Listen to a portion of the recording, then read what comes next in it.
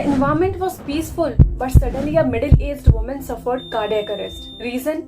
Doing yoga at 42 degrees Celsius room temperature. A 25-year-old was diagnosed with brief psychotic disorder when the man experienced hallucinations, insomnia, and paranoia after weeks of intensive pranayam and meditation.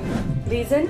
Practicing intense meditation without any supervision by watching tutorials in social media. Lung of a 34-year-old man collapsed after intense rounds of Kapalbhati.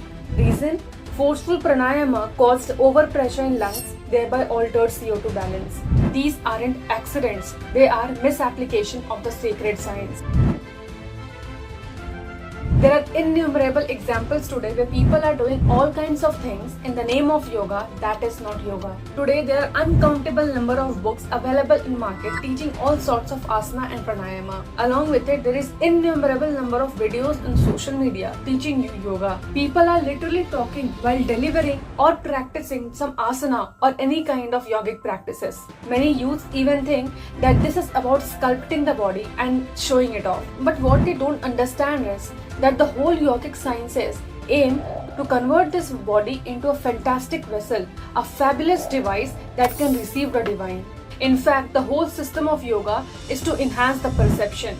But today, yoga is simply becoming ugly because people have started taking it like a circus. We all know that 21st June is International Yoga Day. We want every one of you to take yoga to your life. But at the same time, you must also preserve the very sanctity of this very sacred and intense and ancient practice. Otherwise, you will face a severe implication of it. So, there are many things to be covered in this video. So, do watch the complete video, starting with Sadhguru first.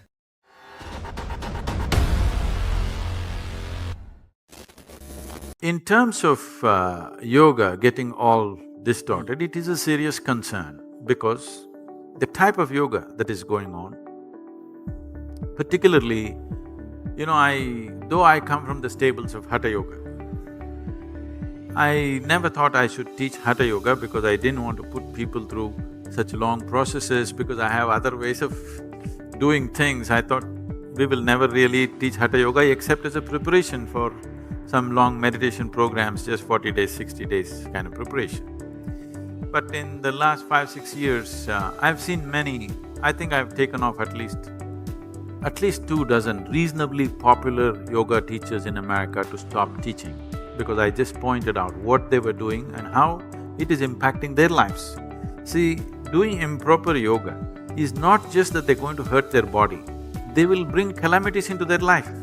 Because what you need to understand is, Hatha Yoga, the simple physical form of yoga, is a way of aligning your system with the cosmic geometry. It's dangerous. If you do it wrong, you not just may cause physical damage, you will bring situations in your life which are completely disastrous for you. Whether your life works smoothly and constantly, successfully, or constantly you're in a pit depends on how well aligned or you're disaligned with the whole process. So Hatha Yoga is one way of aligning. It is a more physically, probably in today's world, more difficult way of doing it, but there is a certain beauty to it because it gives you health, it gives you well-being, at the same time it gives you success and focus and a different level of blissfulness in the body which very few people experience. If you just sit here, how my body feels right now, I won't exchange this for anything. If you're living in a better place, why do you want to come down to a more gross and, basic kind of thing? So when you're able to manage your own chemistry the way you want it, why would you want to throw chemicals into the system? It's as simple as that. So when I saw these yogic systems which are growing and becoming popular in America, I wouldn't like to name people and whatever because for many reasons. For example, these days it's become a fad for people to do yoga in 42 degrees centigrade temperature. The classical yoga always prescribes, if you do any yogic process, you must either do it before 8:30 or 9 in the morning or after 4:30 in the evening, because you must do it in the cooler hours. When you do any yogic practice, particularly Hatha Yoga, you will develop an enormous amount of Ushna. Ushna is not to be understood as temperature alone. It causes temperature, but it is not temperature by itself. The whole Ayurvedic system functions on Ushna, Shita and Pitta. Absolutely. So Ushna is one aspect because the yogi always wants to keep his Ushna slightly above the normal. He wants to be hot because for various reasons, if your body… Because the yogi's main concern is his perception, that he wants his perception to be unhindered. So anything that comes in its way, he wants it to be burnt out in the system. He doesn't want any excess mucus in the system, he does not want any excess fluids in the system. He wants to keep it slightly hotter than what is normal. So when you practice Hatha Yoga, the whole system is created to generate that Ushna. So always you must do it in the cooler hours, otherwise it'll go and cause cellular damage. So now they're doing yoga at 42 degrees centigrade. When I saw this is insanity. If you allow these things to happen for a period of time, one day medical research will come and show you how doing yoga destroys your system. It's not far away. Already some articles in New York Times have come and they've been circulated all over, how yoga is damaging to the system. If you allow this kind of yoga to flourish, that will be the conclusion in another 5 to 10 years and immediately everybody will drop it. Right now it's rising without any papacy anywhere, simply by its sheer efficacy, it's just rising all over the world. You will kill that. So that's the reason I decided we must train Hatha Yoga teachers in classical Hatha Yoga. 21 weeks, a dedicated focused time. They've never been training in their life like this. They think being a yoga teacher means dressing up in a certain way and using a few Indian words. So now we're really putting them through works, 21 weeks. And this will produce definitely more stable teachers who will take yoga in its right format, so that tomorrow if somebody is doing yoga, any kind of scientific study you conduct on them should be an absolute thumbs up, for sure, on all levels, physically, psychologically, emotionally, and in ways that they don't understand.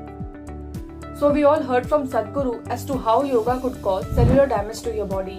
Not only this, there are severe mental imbalances and health implications if someone does not perform it in the right manner. So let's see some common mishappenings that is taking place in the name of yoga. Today, yoga is simply becoming ugly because people have started taking it like a circus. And a very common and shameful example of this is naked yoga. Yes, a form of modern yoga practiced without clothing, typically in private studios, free body communities or certain retreats, which is popularized in the late 20th century, especially in urban western countries like the US, UK, Germany, etc. Now why am I sharing this is, we people have adopted almost everything from the West. So at least we should not do this with yoga. We should preserve and at the same time deliver yoga, teach to the world in the very proper manner. They say that doing yoga without clothes is the way to promote body positivity, liberation or freedom from shame. Really?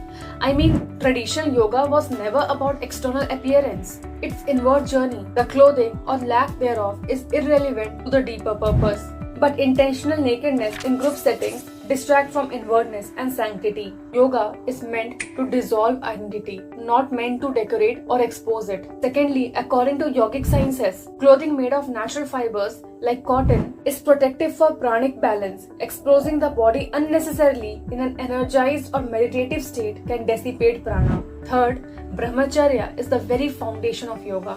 Naked yoga, especially in mixed gender or public settings, can arouse distraction, even subconsciously, completely opposite to mental stillness or dharana. So just leave about clothes. There should never be a mirror even while doing any yoga practice, because yoga demands a certain involvement of your body, mind, energy and innermost core. If you want to get the involvement of that which is the source of creation within you, your body, your mind, your energy must be absolutely involved. One should approach it with a certain reverence and certain focus, not just doing entertainment instead of sadhana. So, please Indians, don't do this with yourself. Stop idealizing the West. Sadhguru says yoga is not an exhibition. If you're conscious of how you look while doing yoga, you have missed the whole point of it. So now coming to second basic but the major mistake that people are making even in India. People speak while doing any asana practice. One of the biggest problem in yoga studios is the teacher is doing asana and speaking.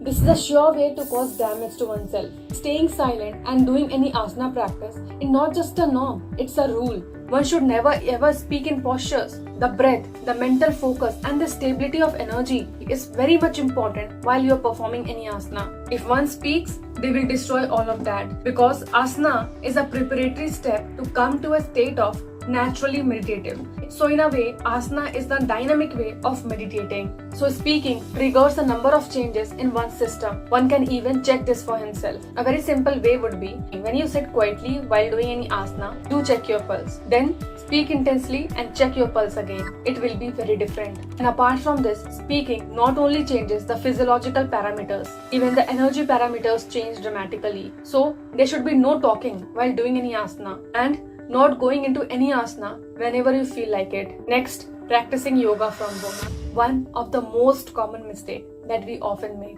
Today, if we enter any major bookstore, we can find a number of yoga books. Some will teach you to become yoga in 7 days, some in 21 days. Really, can anybody literally learn yoga in just 7 days or 21 days completely?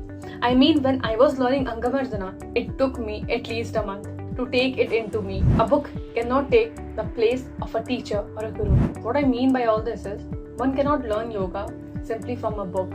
Many people have caused themselves severe damage by learning yoga through a book. It's not that books are teaching you wrong. Very minute things which look very minute, but it is the very foundation of any yoga practice. A book cannot teach you. It seems very simple, but you will see, when you do, you will find that it is a very subtle aspect. This has to be done with perfect understanding and perfect guidance. Without this, one can get into serious trouble. A book is meant to inspire you, not to teach you any practice. So if fitness is all you are seeking, if you want six-pack abs, you can go to gym. Yoga is not an exercise. It has other dimensions attached to it. It has a different dimension of fitness. Yes, you do get your physical health out of it, but not six-pack abs. And if you are doing any yoga practice to burn calories or tone up your muscles, of course you are doing a wrong type of yoga. Yoga needs to be practiced in a very subtle, gentle way, not in a forceful muscle building way, because this is not exercise. And with this, coming to end of the video, if you are interested to take yoga, meditation or pranayama to your life, start in the correct path. Start with very basic. Learn with the proper yoga teachers, not with any tutorial. If you are new and if you want to take yoga, Upayoga, Yoga Namaskar and many new basic level of yoga and pranayama is available for free in this app. You will be guided under proper yoga teachers. I have given the link in the description. Register now and invite yoga to your life this International Day of Yoga and experience the very grace of Divine. And with this winding up, hope you loved the video and found it meaningful. If yes, do not forget to share this with your friends and family members, because we want every one of you to take yoga to your life starting this International Day of Yoga under proper guidance and proper teachers. So don't delay, register now and start your journey. And if you are willing, do not forget to give this video a like and subscribe. And up to next, stay safe, healthy, happy and namaskaram.